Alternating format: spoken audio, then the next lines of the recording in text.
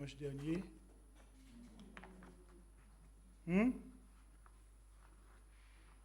Au moins le texte quand même.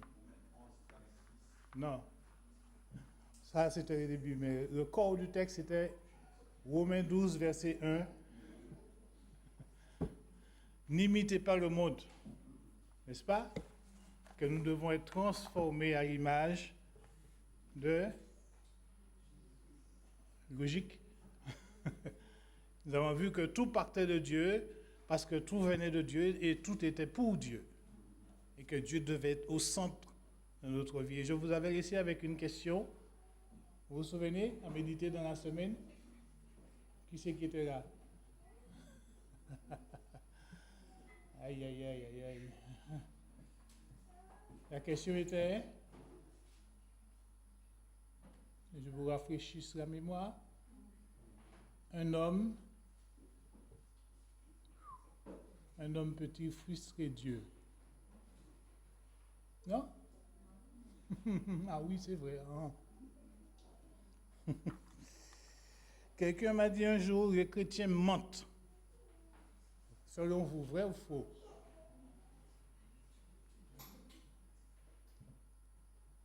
Allô? Vous ne savez pas si vous mentez ou pas? Et il a continué, il a dit, il ment quand il chante. Souvent, nous chantons des choses que c'est pas vrai, nous ne faisons même pas les paroles. Je vous donne un seul chant. Seigneur, je serai fidèle jusqu'à la mort.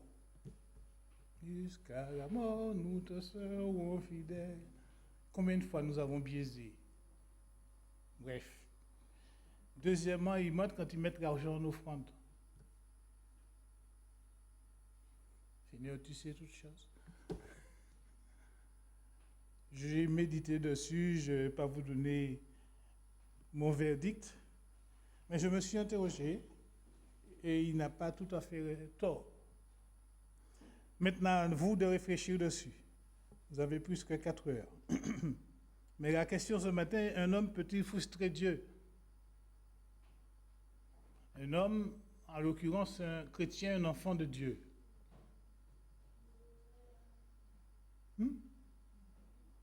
Ceux qui disent oui et ceux qui disent non. Parce que frustrer, dans certaines versions, c'est traduit par aussi tromper. Un homme peut-il tromper Dieu? Vous dites? Aussi? Frustrer, selon le dictionnaire, frustrer quelqu'un, c'est ne pas satisfaire son attente. Alors? Ah. Ne pas satisfaire son espérance, ne pas lui donner satisfaction. Et c'est faire espérer en vain quelqu'un. On lui a promis le mariage et puis ça passe sous le nez. Frustrés, nous sommes souvent parce que notre joie est déjouée, détournée au profit de quelqu'un d'autre. Pas de reconnaissance. Pire, faux espoir. Et nous sommes forts là-dedans. Je dis nous sommes forts.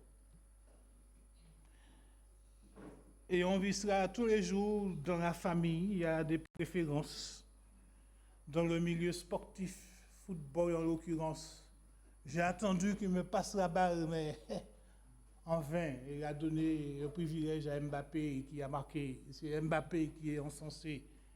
Mais je pouvais aussi marquer, n'est-ce pas? Et les médias sont très forts là-dedans. Hein?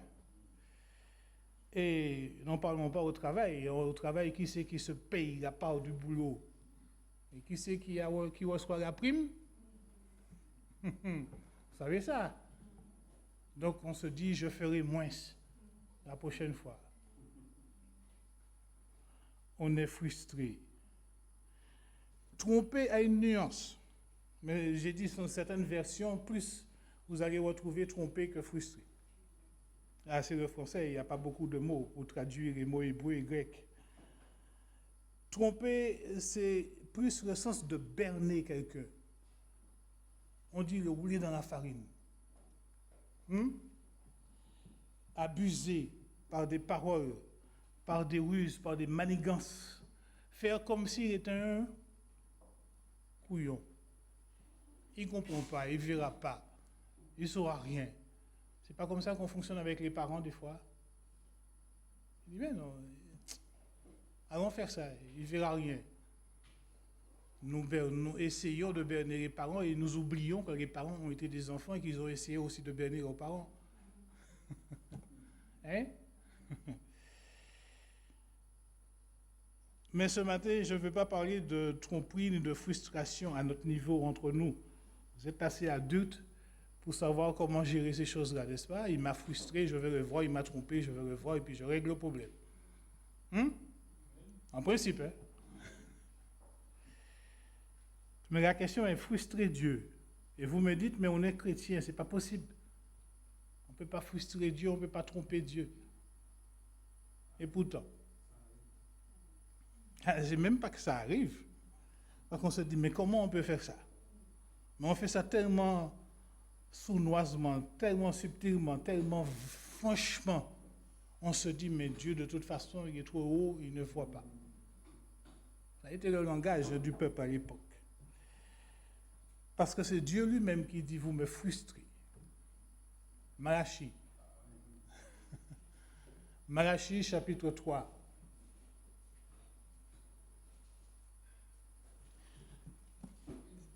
Dieu, par la bouche de son prophète,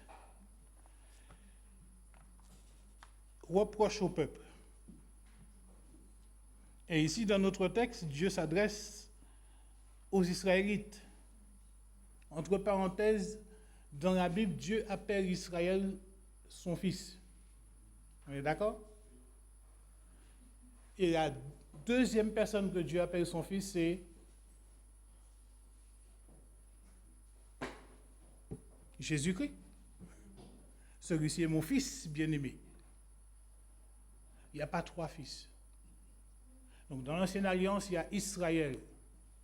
Et dites et faites ce que vous voulez d'Israël, mais c'est le Fils de l'Éternel. Et puis Christ, qui est la tête de l'Église.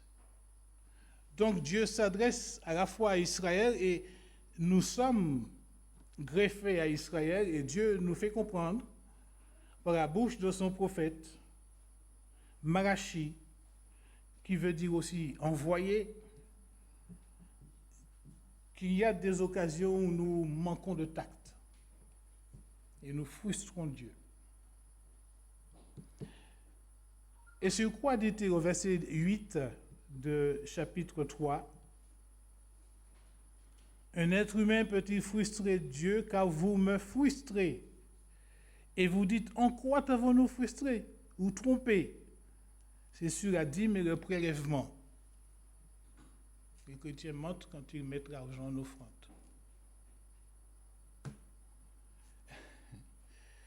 Les Israélites, pour l'occasion, pour remettre tout ça dans le contexte, ils avaient oublié volontairement que c'était sous la puissante main de Dieu qu'ils étaient sortis ou qu'ils avaient été ramenés d'exil.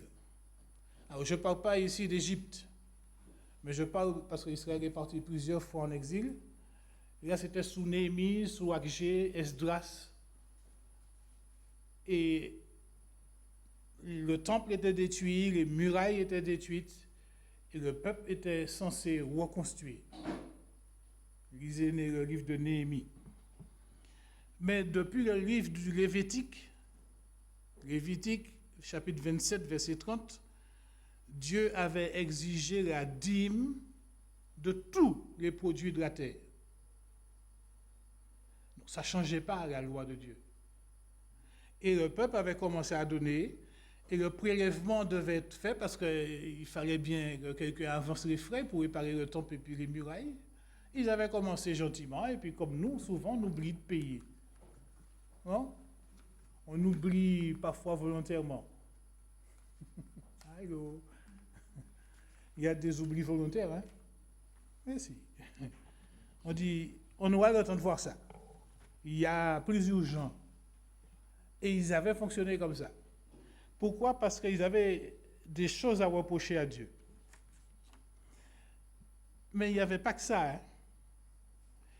le peuple avait choisi un mode de vie, il se mariait, il divorçait, il prenait des femmes étrangères, ce qui était défendu par Dieu. Vous lisez Néhémie. Et il se disait après tout. Il nous arrive de biaiser avec Dieu. Après tout, voilà ce qu'on entend de plus en plus aujourd'hui. Qui te dit que Dieu n'est pas d'accord? Et les parents sont face à un problème avec ça. Dieu les rappelle à l'ordre, frustré qu'il est devant l'ingratitude du peuple. Parce que le peuple se disait, combien de fois on s'est privé? C'est notre langage aujourd'hui. Parce qu'on voit ceux qui sont à côté, qui ne connaissent pas Dieu, ils sont repais. Vous vous souvenez de Asaph, le psaume 73? Il disait, encore un peu, j'ai réfléchi parce que je voyais ceux qui sont autour de moi. Ils vivent tranquilles. Ils sont bien. Et puis, combien de fois je me suis privé? Et on se prive encore. Et puis, c'est ceux qui ne se privent pas, qui n'ont rien à faire avec Dieu, qui prospèrent. Et Dieu dit au chapitre 2, de Malachie, verset 17, vous me fatiguez. Alors, encore une expression. Malachie 2, verset 17, et ça, c'est le prophète qui le dit. Il dit, vous fatiguez l'Éternel. Vous avez des enfants qui vous fatiguent? Maman, maman, maman. À chaque fois, on tire la robe. Maman, jamais vers papa. Maman. Et il dit, vous me fatiguez. On a déjà dit non, hein? Mais ils insistent quand même parce qu'on ne sait jamais. Et Dieu dit, vous me fatiguez avec vos paroles. Dieu va-t-il faire ceci? Dieu va-t-il faire cela? Dieu ne fera pas. Dieu. Ça vous est arrivé d'entendre des paroles dites, qualifiées d'inutiles, à longueur de journée, à longueur d'année? Vous n'êtes pas fatigué avec ça? La langue n'est jamais fatiguée. On dit que ce n'est pas un problème de langue, c'est un problème de cœur. C'est l'abondance du cœur que la bouche parle. Et plus la bouche parle, plus vous péchez, plus nous péchons. Allô? S'il fallait en dire sur la langue, on dirait des choses, hein? Mais ça nous arrive comme un boomerang comme ça souvent. Et les rumeurs, j'ai souvent dit, on va enterrer les gens vivants avec des rumeurs. Il paraît, on a dit, j'ai entendu. Et je répète, est-ce que tu étais témoin? Tout n'édifie pas. Tout n'est pas utile à dire et à répéter. Et Dieu dit au peuple, vous me fatiguez. Il y a assez. Et c'est Jésus qui va plus loin dans Matthieu chapitre 6 quand il dit il dit, vous priez. Même dans nos prières, nous fatiguons Dieu. Il dit, n'imitez pas les païens. Ils s'imaginent. Les mots sont forts, hein? Ils s'imaginent qu'à force, Matthieu 6, verset 7, ils seront exaucés. Ils s'imaginent. Ce n'est pas la peine de répéter, Dieu n'est pas sourd. Et vous connaissez comment vous priez, nous connaissons comment nous prions. C'est plus parfois des plaintes que des requêtes. Et Dieu dit, vous me fatiguez. Où on va? Alors la question est, sommes-nous ingrats avec notre Dieu? À chacun de répondre. Et si je suis ingrat avec Dieu, est-ce qu'il y a des raisons pour cela? Est-ce que Dieu m'a déçu? Est-ce que Dieu a une dette envers moi? Permettez-moi de nous dire que nous vivons notre spiritualité comme si Dieu avait une dette à notre égard. Parce que je t'ai prié, je t'ai demandé, j'ai jeûné. J'ai fait le jeûne d'Esther, le jeûne d'un tel, 40 jours, 40 nuits. Rien. Donc tu me dois. Est-ce que Dieu me doit? Dites-moi. Et c'est pas comme ça qu'on fonctionne avec Dieu. Et Dieu dit, tu me fatigues. 3 fois Paul dit, j'ai prié et Dieu lui avait dit, ça suffit. Ma grâce te suffit. Il y a assez. Est-ce que nous comprenons quand Dieu parle? Parce que Dieu parle de tout temps et il parle encore. Et ma question ce matin est, est-ce que nous avons la connaissance de celui que nous appelons Dieu, Père, Seigneur et que nous voulons adorer, que nous prétendons adorer en esprit et en vérité? Le connaissons-nous vraiment? Israël ne connaissait pas l'Éternel. Et l'Israël actuel ne connaît encore moins l'Éternel. Ils ne reconnaissent que Moïse et la loi de Moïse. Aujourd'hui, nous mettons en avant le Saint-Esprit et puis tout ce que vous voulez et nous oublions l'Éternel Dieu et Père. Nous l'avons chanté, hein? Tendre Père. Et quand nous allons prier, nous disons Père. Mais nous ne savons pas qui il est. Il est 3 fois saint. Il est 3 fois saint. Ça veut dire qu'il habite une lumière inaccessible et que je ne peux pas fonctionner avec lui comme je fonctionne avec un copain. Vous me suivez? Il est trop... Et en même temps, il est tout près, il est en moi-même. Mais la Bible dit qu'il est 3 fois saint et qu'il ne peut supporter le péché, le mal en face de lui. Il est plein de bonté et de bienveillance. C'est vrai ou pas? Ah, tu serais tombé 3 fois, sœur. Mais il est plein de bonté et de bienveillance. Il ne permettra pas que l'ennemi touche à ses créatures, à ses enfants. Et il nous arrive de dire indirectement, je fais comme je veux et je fréquente qui je veux. Allô? Je fais comme je veux, je fréquente qui je veux. Oubliant qui est Dieu. Je frustre Dieu, je fatigue Dieu et je réclame pour autant des bénédictions de ce Dieu-là. Qui a un problème?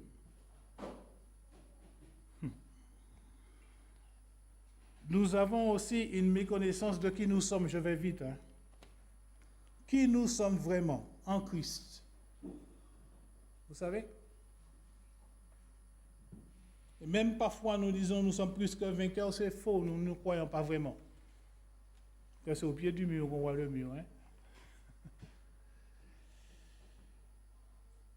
Qui je suis vraiment? Je vais vous lire et prenez le temps de chercher chez vous, d'écouter au moins ce matin, selon Neil Anderson dans le livre Une nouvelle identité. Si vous l'avez chez vous, relisez-le. Il dit, je suis en Christ le sel de la terre et la lumière du monde. Et chaque mot a son importance. Le sel, lumière. Si on éteint les lumières là ce matin, on dira, pourquoi il n'y a pas de lumière? Je suis un enfant de Dieu. Je suis plus qu'une créature de Dieu, je suis un enfant de Dieu. Je fais partie du CEP, un canal donc de la vie de Christ. Je suis l'ami de Dieu. Et c'est Christ qui m'a établi, choisi. Je suis esclave de la justice, esclave de Dieu. Je suis un fils de Dieu. Dieu est spirituellement mon Père. Dieu est spirituellement mon Père. Et je sais à qui je m'adresse quand je dis mon Père. Je suis un temple, une habitation de Dieu. Je suis uni au Seigneur et je suis avec lui un seul esprit. Je suis un membre du corps de Christ. Je suis une nouvelle création. Je suis réconcilié avec Dieu. J'ai un ministère donc aussi de réconciliation. Je suis un fils de Dieu. Je suis un en Christ. Je suis un héritier de Dieu parce que je suis un fils de Dieu. Je suis un saint. Allô? Est-ce que nous faisons des choses saintes? Dieu est 3 fois saint et il dit vous serez aussi saints.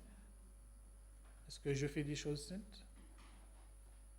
Je suis aussi déclaré juste.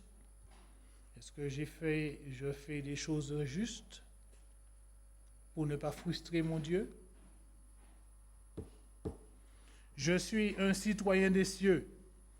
Je suis déjà assis dans les lieux célestes. Je suis caché en Christ qui est caché en Dieu. Je suis une expression de la vie de Christ parce qu'il est ma vie, choisi par Dieu, saint, bien-aimé. Je suis un fils de la lumière et non des ténèbres. Je suis un saint participant à une vocation céleste. Vous vous souvenez Romains 12, 1 ? Ne pas imiter le monde. Je suis une des pierres vivantes de l'édifice de Dieu. Je suis membre de la race élue, du sacerdoce royal, de la nation sainte, du peuple qui appartient exclusivement à Dieu. Je suis un étranger et un voyageur dans ce monde dans lequel je vis temporairement, parce que mon royaume est là-haut dans le ciel, ma cité. Je suis un ennemi du diable, donc je n'ai pas pactisé avec lui. Je suis un enfant de Dieu et je ressemblerai à Christ quand il reviendra. C'est là notre espérance, n'est-ce pas? Tout part de Dieu et tout arrive à Dieu pour retourner à Dieu. C'est ce qu'on a vu dimanche. Je suis né de Dieu et le malin, le diable, ne peut pas me toucher. Arrière de moi, Satan. On sait dire ça, mais est-ce que je suis bien ancré en Christ? Et retenez celui-ci. Je ne suis pas celui qui suis. Je ne suis pas Dieu. Ça veut dire que Dieu n'est pas mon copain. Mais, par la grâce de Dieu, je suis ce que je suis. Je répète, je ne suis pas celui qui suis. Mais par la grâce de Dieu, je suis ce que je suis. Et personne ne peut enlever cette valeur-là de moi si je n'ai pas envie. Et si Dieu ne lui donne pas l'autorisation. Même Satan, Dieu lui donne l'autorisation de me toucher, mais pas de me tuer. Nous avons l'histoire de Job. Et donc, fort de tout cela, est-ce que je me connais? Est-ce que j'ai encore une dette envers Dieu? Et nous cultivons facilement la rébellion et l'orgueil.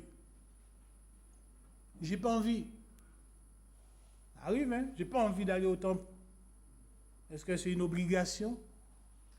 Est-ce que Dieu vraiment va me punir pour ça? Est-ce que Dieu a réellement dit? Est-ce que... Nous sommes à cette génération, à cette phase de la vie où nous fonctionnons exactement comme Israël. Dieu entend-il? Il ne fera rien, il est trop loin. Dieu ne change pas. La Bible dit qu'il est le même hier, aujourd'hui, éternellement. N'est-ce pas? Et à cause de notre rébellion, nous sommes limite avec le triste héritage d'Adam et Ève. Il s'est rebellé et il s'est retrouvé chassé du jardin d'Éden. La rébellion ne produit jamais de fruits dignes de l'esprit. Amen. Et je pense ici à Nadab et Abihu, fils d'Aaron, vous vous souvenez?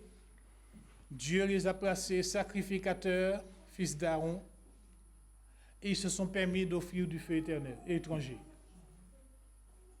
Qu'est-ce que Dieu a fait?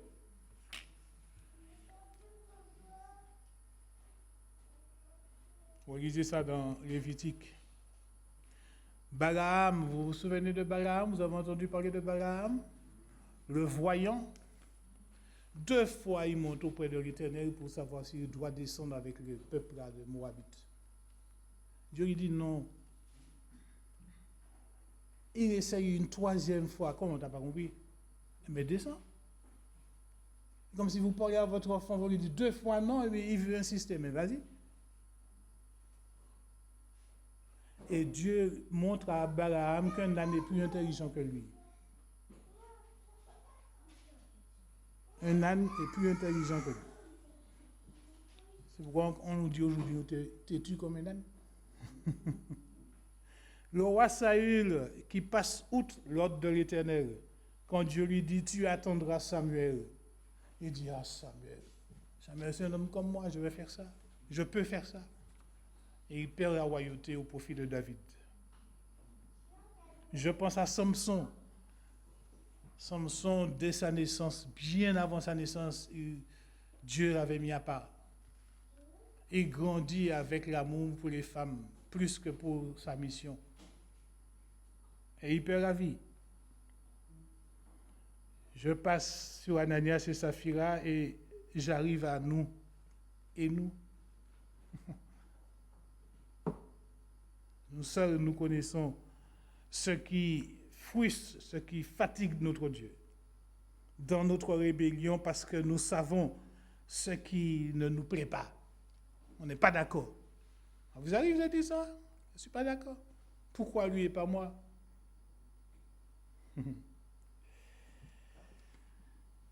Dieu me demande d'aimer mon prochain comme moi-même. C'est le premier commandement avec une promesse. Aussi grand que d'aimer son Dieu de tout son cœur, de toute son âme. Et Dieu va plus loin et dit pardonne-le, bénis-le, prie pour lui. J'ai dit même, tu ne vas pas me demander ça quand même. Un tel? Jamais. Ah ouais? Alors pourquoi tu me demandes de te pardonner? Pardonne-nous nos offenses comme... Il y a un non-sens. Si je ne veux pas pardonner à l'autre, l'aimer, prier pour lui, le bénir, comment tu peux me demander de te pardonner? Dieu dit, il y a un problème, tu es rebelle. Et Dieu fait une différence entre les fautes que nous commettons et puis le péché que nous commettons. Ah Seigneur, que de blessures dans nos familles, que de blessures dans nos assemblées, parce que nous refusons de nous aimer les uns les autres. Et Dieu dit, aime ton père et ta mère, et dans la famille, et Dieu, ce n'est pas un exemple. Et pourtant, c'est le premier commandement avec une promesse. Vous connaissez ça? Tous les jeunes connaissent ce verset. Et il nous arrive, parce que nous refusons d'appliquer les commandements, d'attrister, de fatiguer Dieu, de frustrer Dieu, de tromper Dieu. Et on se dit, après tout, et quelqu'un me l'a dit il n'y a pas longtemps, Dieu a créé le monde et puis on ne sait pas ce qu'il est devenu. La négligence de notre part peut frustrer Dieu. Ah ouais? La négligence, c'est-à-dire tout le temps que je consacre à mes passe-temps, sport, télévision, Internet et tout ce que vous voulez, et oublier la lecture de la parole de Dieu ou le temps que je dois prendre avec lui pour échanger, prier. Et vous savez, cette semaine, on nous a dit, oui, mais c'est de votre faute, parents. Vous nous avez inculqué Internet, tablette, réseaux sociaux, tout ce que vous voulez, pour qu'on puisse apprendre, et maintenant, on n'est plus au piège. Et vous nous dites qu'il faut laisser ça pour lire la Bible. C'est pas faux. Mais il y a une limite, il y a un équilibre à trouver. Et en tant qu'adulte, en tant que chrétien, en tant qu'enfant de Dieu, je dois chercher, c'est Claude qui le disait encore dernièrement, le royaume de Dieu. Affectionnez-vous des choses d'en haut.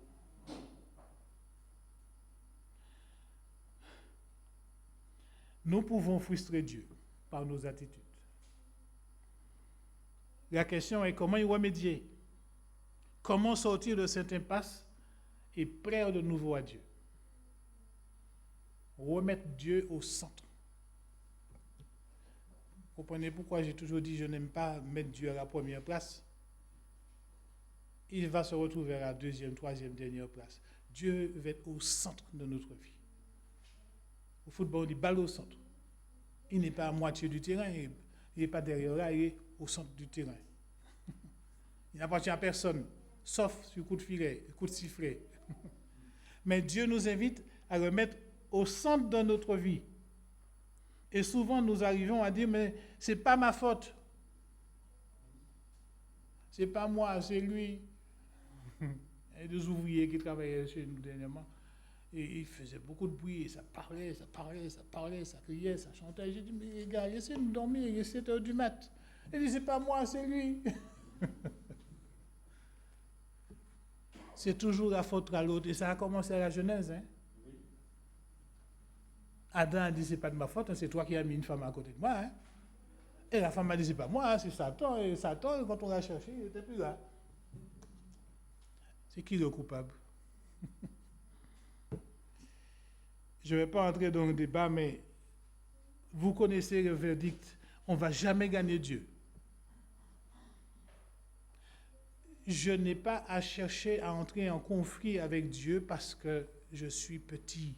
On l'a rappelé ce matin. Et toi, tu es grand, Seigneur. Tu sièges là-haut dans le ciel ou dans les cieux. Et croyons que Dieu a tout pouvoir sur toutes choses. Souvenons-nous de qui il est.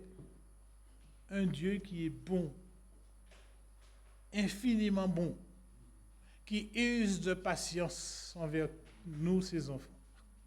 S'il fallait que Dieu regarde nos iniquités, qui tiendrait devant lui, n'est-ce pas? Nous sommes rebelles, nous ne voulons pas le reconnaître.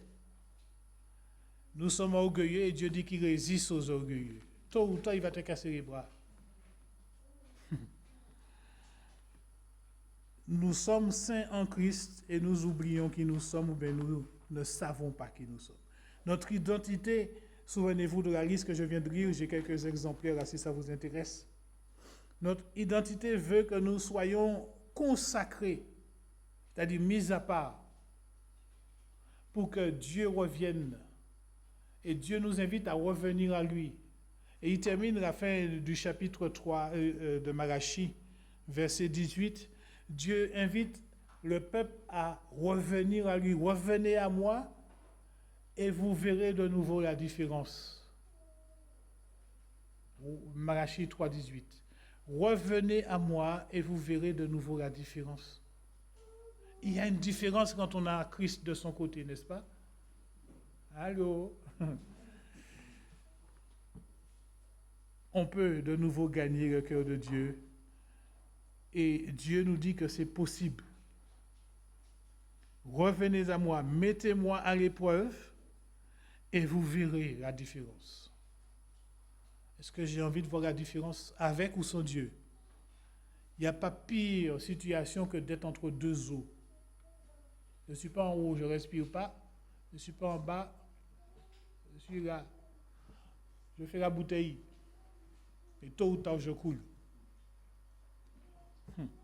Mais Dieu veut qu'à lui revienne toute la gloire, que je lui donne la place qu'il mérite et que je reste à ma place. Allô? Mais jamais, nous n'avons eu une discussion entre Christ et son Père pour dire, Seigneur, je ne suis pas d'accord. Il a dit une seule fois à Gethsémane, seulement, mais il s'est repris aussitôt. C'est pour ça que je suis venu. Ma question est pourquoi je suis sauvé? Pourquoi j'ai voulu être sauvé? Et pourquoi Dieu a décidé de me sauver moi et pas l'autre? Si vous avez réponse à toutes ces questions, vous savez où vous êtes. Par contre, Moïse a cherché à lutter avec Dieu. Lui dit, mais si tu fais ça, gomme-moi, je n'existe plus, autant mourir. Il est mort. Mais en Christ, la Bible dit, celui qui perd sa vie vivra. Vous n'êtes pas convaincu? Certes, nous allons mourir physiquement. Nous mourrons tous un jour. Mais celui qui meurt en Christ, il vivra, ressuscitera au dernier jour en Christ. Et c'est ce que nous sommes amenés à espérer parce que nous sommes un peuple saint. Nous sommes un peuple mis à part. Et Dieu nous invite à l'honorer pour sa grandeur et sa bonté. À lui la gloire.